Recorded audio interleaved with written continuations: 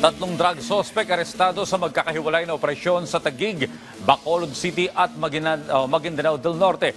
Kabilang dito ang isang suspect na nahulihan ng milyong-milyong pisong halaga ng ilegal na droga. Nagpabalik si Bien Manalo.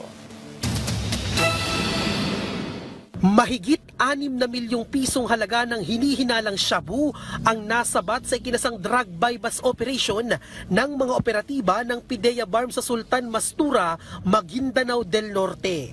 Nakilala ang drug suspect na si alias Dats na umano'y tulak ng droga.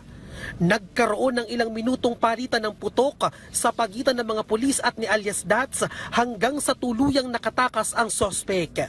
Patuloy naman ang pagtugis ng mga otoridad kay alias Dats. Kalaboso naman sa ikinasang joint buy-bust operation ng Special Enforcement Team ng PIDEA Region 6 at PIDEA Negros Occidental ang isang 38 taong gulang na lalaki na umano'y tulak din ng droga sa Bacolod City, Negros Occidental.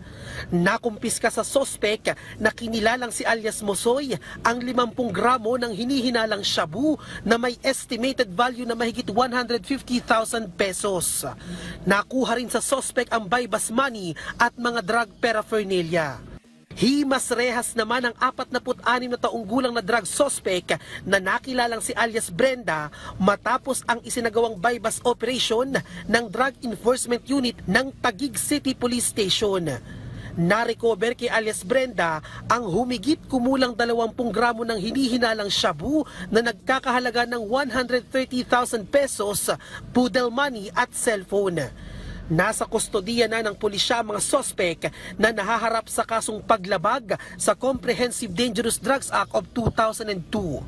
Bien Manalo para sa Morning Show ng Bayan, Rise and Shine, Pilipinas.